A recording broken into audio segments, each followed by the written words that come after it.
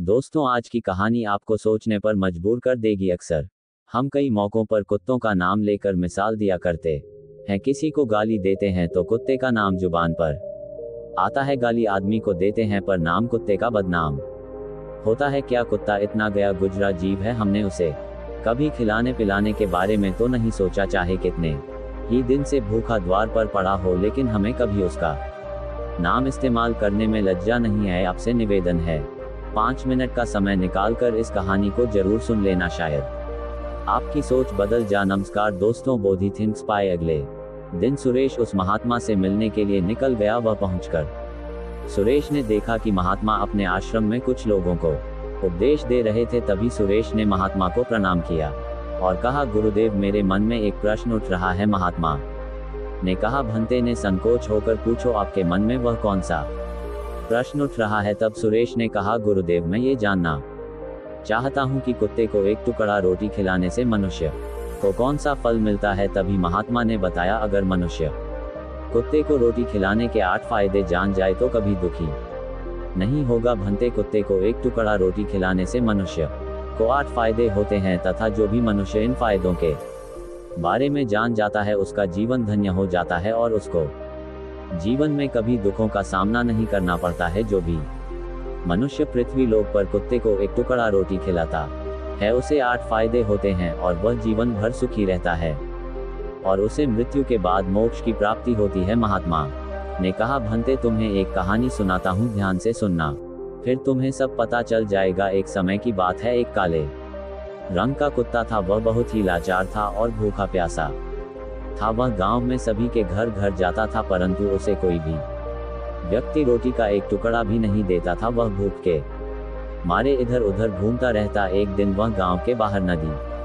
के किनारे एक ऋषि के आश्रम पर पहुंच गया और ऋषि से कहने लगा, हे मुनिवर, मुझे लगता है आप बहुत ही विद्वान तथा ज्ञानी है, इसीलिए मैं भूखा प्यासा आपके पास आया हूँ। कृपा करके आप मुझे एक टुकड़ा रोटी का दे दीजिए, जिसे मैं खाकर अपनी भूख को शांत कर लूं। तभी वह ऋषि कहते हैं, हे स्वान, क्या तुम्हें गांव में एक टुकड़ा रोटी का किसी ने नहीं दिया जिसे तुम खाकर अपनी भूख मिटा सको? वह कुत्ता ऋषि से कहता है, हे मुनिवर, मैं आपको क्या बताऊं, आप मेरी बातों पर विश्वास नहीं करोगे। तभी वह ऋषि कहते हैं, स्वान, तो बताओ, तुम्हारी बातों पर मैं विश्वास अवश्य करूंगा, मुझे तुम बहुत ही लाचार दिखाई पड़ते हो। तभी वह कुत्ता कहता है, ठीक है मुनिवर, मैं आपको अपनी बीती बताता हूँ। कुत्ता ऋषि से कहता है, हे मुनिवर, दुनिया के लोगों, हम पर रहम करो। हमारा कोई घर नहीं होता है, कोई आसरा नहीं होता है, कमाकर खाना हमें नहीं आता है, हमें वस्त्र भी पहनने का ज्ञान नहीं है, इसलिए सर्दी गर्मी और बरसात में हम ऐसे ही घूमते रहते हैं। हमें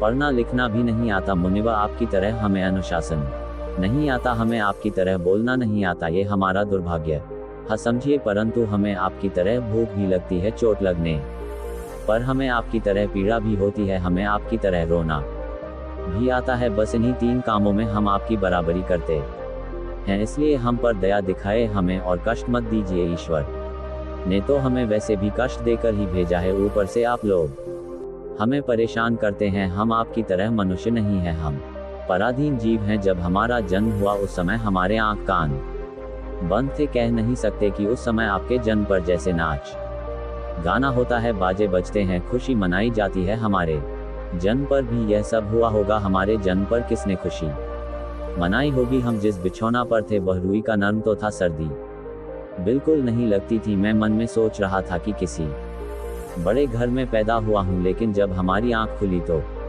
मैंने देखा कि हमारी माँ, जिसे आप लोग कुतिया बोलते हो, वह अपने 5 बच्चों को छाती से चिपका कर एक राह के ढेर में पड़ी थी। हम 5 भाई थे, बाकी 4 भाई तो लाल और भूरे रंग के थे, मैं अकेला ही काले रंग का था। सब छोटा मैं ही था, इसलिए कमजोर था। मेरी माँ हम लोगों के पास कम ही आती थी, क्योंकि उसे भी अपने भोजन की व्यवस्था करनी पड़ती थी। यदि वह ना खाती तो हमें दूध कहाँ से पिलाती उसे?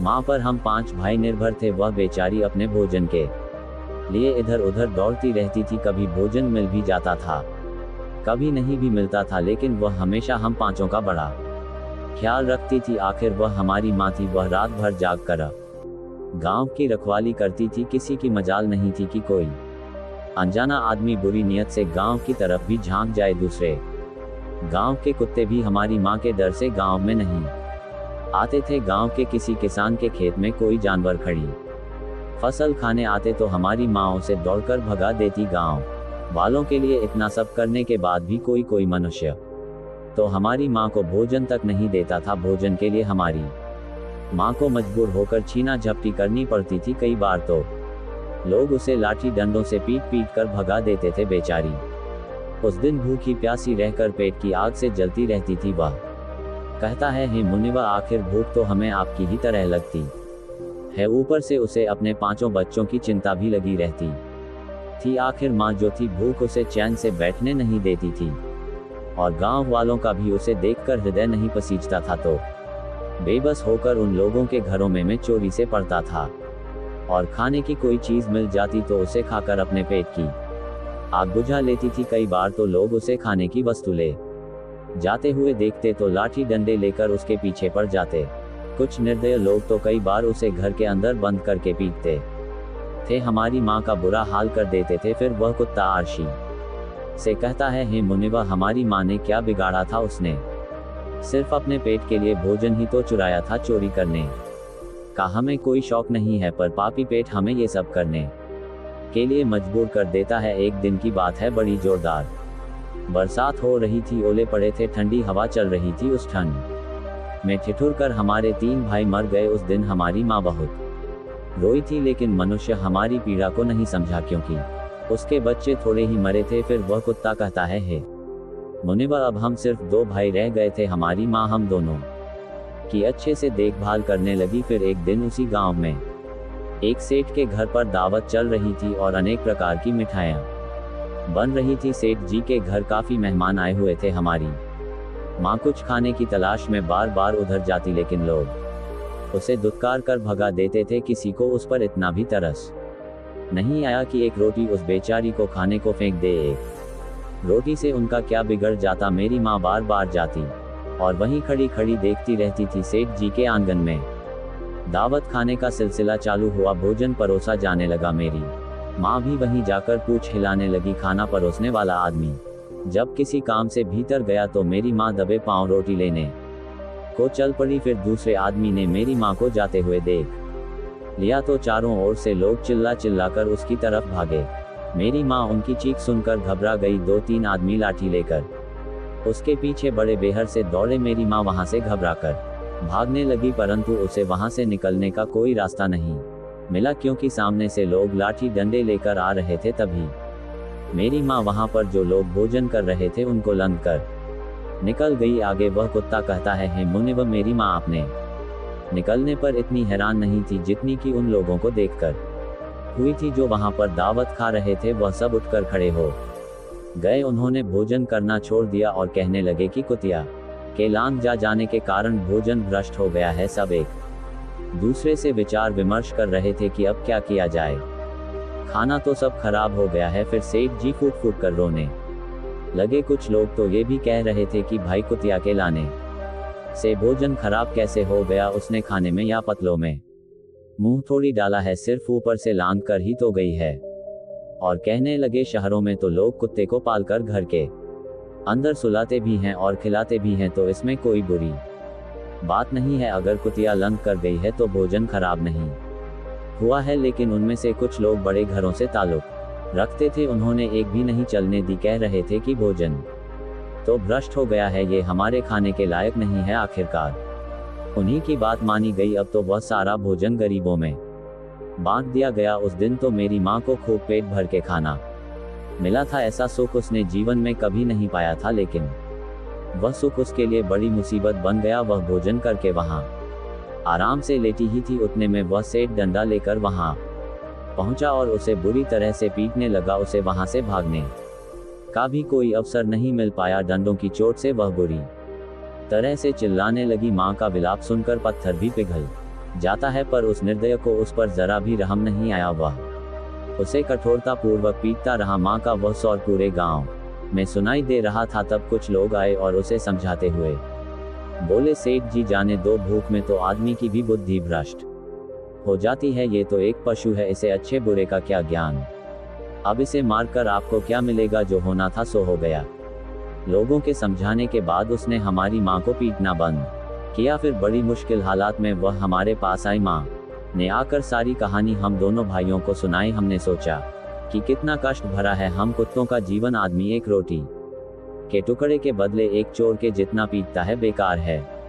ऐसे लोग जो हम लोगों की पीड़ा को नहीं समझते। वह कुत्ता कहता है, हे मुनिवर, एक दिन की बात है, उसी गांव के बाहर एक ब्राह्मण आकर ठहरा हुआ था। उसने अपने भोजन के लिए एक जगह चुल्लाई बनाया और उस पर दाल बनाने के लिए रख दी। उसके बाद आटा गोद कर रख दिया। वह वहीं पास में कुएं पर पानी लेने चला गया। इधर कहीं से मेरी माँ भी घूमती हुई वहीं पहुंच गई। उसने आटे को देखा तो सोचने लगी कि शायद इस आटे का कोई मालिक नहीं है। यही सोचकर वह उस आटे को खाने लगी।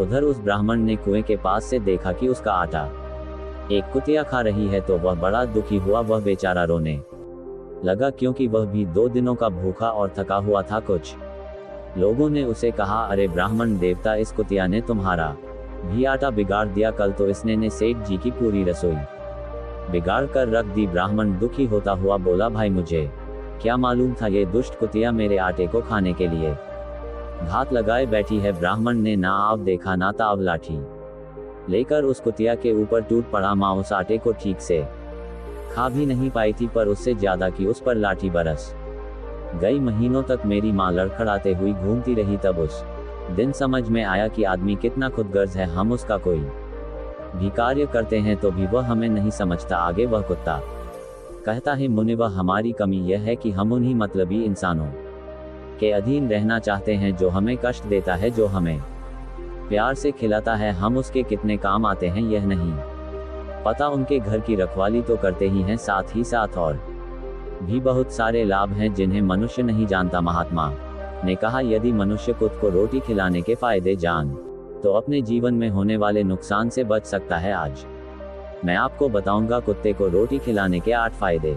मनुष्य को पता नहीं है कि जब भी घर में रोटी बनाई जाती है तो सबसे पहली रोटी गौमाता की होती है और पिछली रोटी कुत्ते की होती है। महात्मा ने कहा, ऐसा ही विधान भगवान ने बनाया था, लेकिन भगवान के बनाए उस विधान को भूलकर मनुष्य अगली और पिछली रोटी स्वयं ही खा जाता है। इसका दुष्प्रभाव उसके जीवन पर पड़ता है। कुत्ता वह प्राणी है जिसको रोटी खिलाने से मनुष्य के जीवन में पड़ने वाले ग्रहों के दोष भी दूर हो जाते हैं। महात्मा ने कहा, कुत्ते को रोटी खिलाने का पहला फायदा, कुत्ते को रोटी खिलाने से क्षण का नकारात्मक प्रभाव कम हो जाता है। अनाग्रह जब अपनी कुदृष्टि डालता है तो हर मनुष्य बर्बाद हो जाता है। जिस व्यक्ति पर उनकी महादशा का आरंभ हो जाता है तो बने बनाए काम अपने आप बिगड़ने लगते हैं और वह मनुष्य आर्थिक तंगी का शिकार हो जाता है। उस स्थिति में व्यक्ति यदि कुत्ते को रोटी खिलाता है तो उस पर कण का दुष्प्रभाव बहुत ही कम हो जाता है।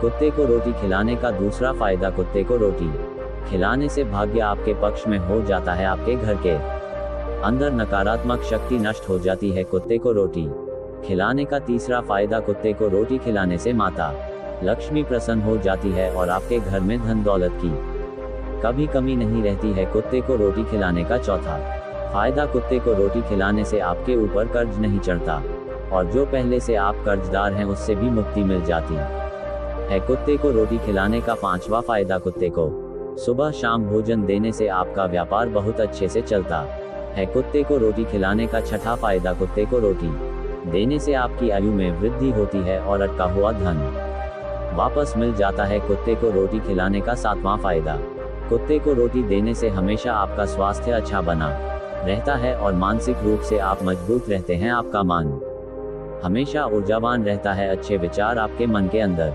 आते हैं। कुत्ते को रोटी खिलाने का 8वां फायदा, कुत्ते को रोटी खिलाने से भगवान प्रसन्न रहते हैं क्योंकि भगवान को समस्त जीवों की चिंता रहती है और जो समस्त जीवों पर दया खाता है भगवान भी उस मनुष्य से हमेशा प्रसन्न रहते हैं। भगवान की कृपा सदैव उस परिवार पर बनी रहती है। आपने अपने बूढ़े बड़ों से सुना होगा, कहते हैं कि जब कुत्ता रोता है तो अपशुगुन होता है, कोई संकट आता है, किसी की मृत्यु होती है, इसलिए कुत्ते को कभी रुलाना नहीं चाहिए। इस प्रकार से महात्मा ने सुरेश को कुत्ते को रोटी खिलाने के 8 फायदे बताए और जो भी मनुष्य कुत्ते को रोटी खिलाता है तो उसे इन 8 फायदों का फल प्राप्त होता। तो दोस्तों, कैसी लगी आपको ये कहानी, आप हमें कमेंट सेक्शन में जरूर बताना और अच्छी लगी हो तो इस चैनल को सब्सक्राइब जरूर कर लेना। तो चलिए मिलते हैं ऐसी ही कोई नई कहानी में, तब तक के लिए अपना ख्याल रखें। धन्यवाद और नमो बुद्धाय।